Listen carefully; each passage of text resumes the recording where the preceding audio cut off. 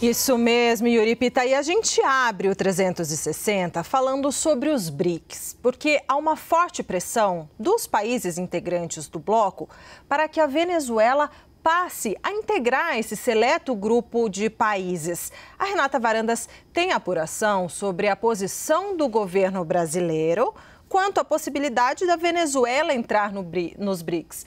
Renata Varandas, qual deve ser a posição do presidente Lula, que não vai levar seu posicionamento diretamente, mas enviará, já enviou ali representantes do governo brasileiro para ter essa discussão na reunião de cúpula dos BRICS que vai acontecer agora na Rússia. Inclusive, Mauro Vieira, chanceler que representa Lula, já está em Kazan, na Rússia. Boa tarde para você, Renata. Boa semana. Oi, Débora, boa tarde para você, boa tarde para o Yuri, boa tarde a todos, boa semana para a gente.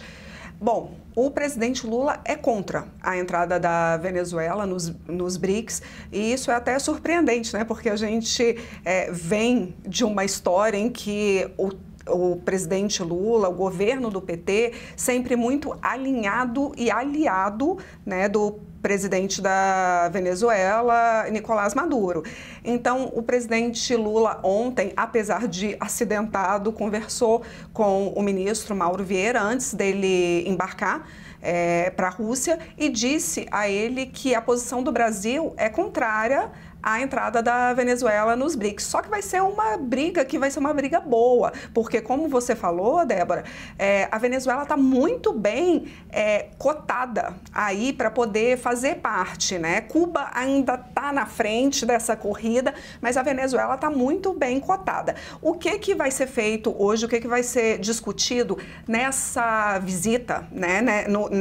Nessa reunião dos BRICS ao longo desses dias, é, na verdade, uma criação de um grupo que seriam países parceiros, vamos dizer assim. Tem 30 países que estão brigando para entrarem nesse seleto grupo de países parceiros, só que só tem vaga para 10.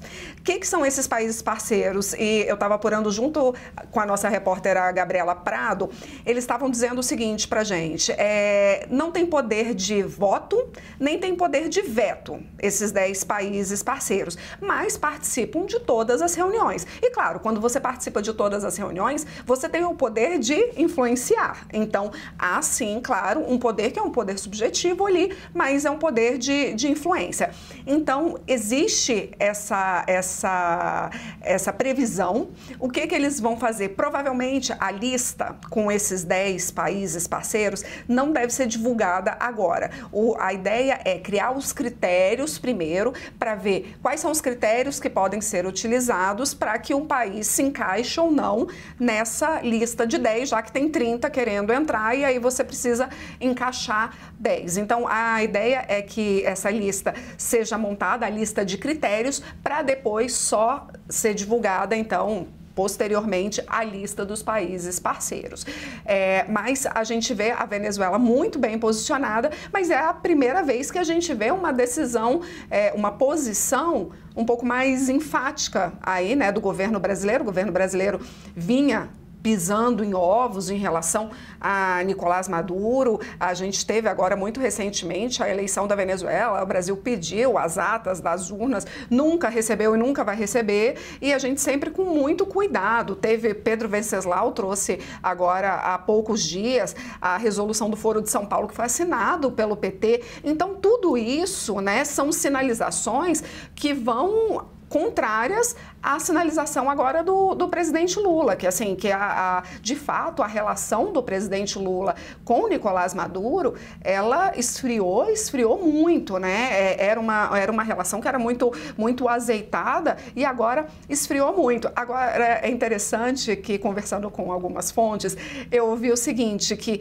esse acidente do presidente Lula foi muito ruim, porque, claro, o presidente Lula queria protagonizar conversas, tinha uma série de reuniões bilaterais, só que me disseram também que, por outro lado, também livra um pouco o presidente de certos constrangimentos. Constrangimentos significa fotos. Então, assim, tem fotos que não são interessantes de serem tiradas, porque foto é tirado e fica para sempre, né? Então, assim, tem fotos que não são interessantes do presidente tirar e que ele teria que tirar, porque não teria escapatória, né? Então, por exemplo, foto com Rússia, óbvio, né? Irã, por exemplo. Então, assim, o fato do presidente Lula não ir também acaba poupando ele desse tipo de constrangimento, que acaba sinalizando menos proximidade. É diferente uma foto do Mauro Vieira, por exemplo, com Putin, né? Ou uma foto que tenha outros membros do governo, outros integrantes do governo, mas não tendo o presidente Lula. Então, ele também, no fundo, também se poupa de certas fotografias ruins. Mas é muito interessante esse posicionamento. Esse posicionamento não é um posicionamento do Brasil ainda batido o martelo em relação à Venezuela, mas é um posicionamento do presidente Lula que vai ser construído de fato e que indica que vai vetar, sim, a participação da Venezuela aí nesses países parceiros dos BRICS e também, principalmente, a da Venezuela entrando, de fato, nos BRICS. A gente vê que é uma posição que ela começa a andar por um caminho diferente do que a gente estava acostumado em relação à Venezuela. Débora e Yuri. Pois é, Renata, importante essa lembrança que você fez da apuração que o Pedro Venceslau trouxe semana passada, dando crédito a ele ali do aval que o PT deu a esse posicionamento do Foro de São Paulo, concordando com a eleição de Nicolás Maduro, num momento em que o governo brasileiro, o governo atual e o Estado brasileiro não reconheceram a nova eleição de Nicolás Maduro nesse processo de julho, em função de todos aqueles problemas que a gente conhece. Agora, Renato, só para a gente aprofundar um pouco, você disse que ainda é um processo que está em construção dentro do governo relacionado a a ideia de, eventualmente, a Venezuela ser convidada ou se discutir o ingresso da Venezuela nos BRICS. Lembrando que a Argentina chegou a ter o seu ingresso avalizado, mas depois da eleição de Javier Milei, o governo argentino decidiu deixar de lado, ali abriu mão dessa participação. E aí eu te pergunto do quanto que você conseguiu ouvir e da sua avaliação, do quanto também os BRICS se tornaram um grupo... apesar do que disse Vladimir Putin na sexta-feira ao nosso colega Daniel Rittner, acaba ganhando cada vez mais aspectos de uma organização, ou pelo menos de um grupo ali muito mais anti-ocidental do que apenas esta reunião de países emergentes que buscam alguns denominadores em comum para se tornarem mais ricos, mais desenvolvidos. A impressão é que os BRICS vêm perdendo a identidade, né, Yuri? Porque a gente vê aí os interesses orbitando ali em volta da China, da Rússia. A Venezuela está muito bem posicionada para entrar nos BRICS. Isso é claramente um retrato de como a identidade, né?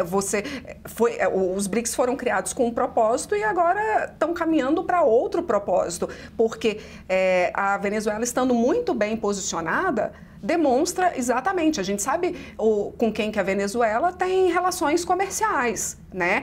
Basicamente, com a China. Venezuela hoje não depende de nada do Brasil.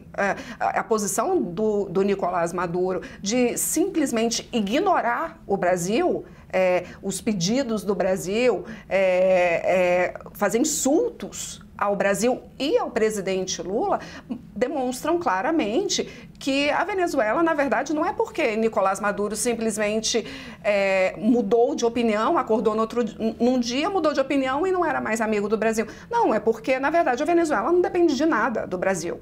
Então, vai ficar sendo pressionada pelo Brasil para quê? Né? Então, a gente vê, de fato, uma Venezuela apoiada e apoiada pela China, porque os produtos venezuelanos agora vêm todos da China e parte também ali da Rússia. Então, são os maiores apoiadores para, por exemplo, a Venezuela entrar e nos BRICS. Agora, o que você falou tem todo sentido. Você tira totalmente a identidade que era justamente aqueles países emergentes. Exato, daquele anagrama ali que foi criado pelo economista britânico Jim O'Neill lá mais de 20 anos atrás. Renata Varandas, muito obrigado. A gente volta a conversar já.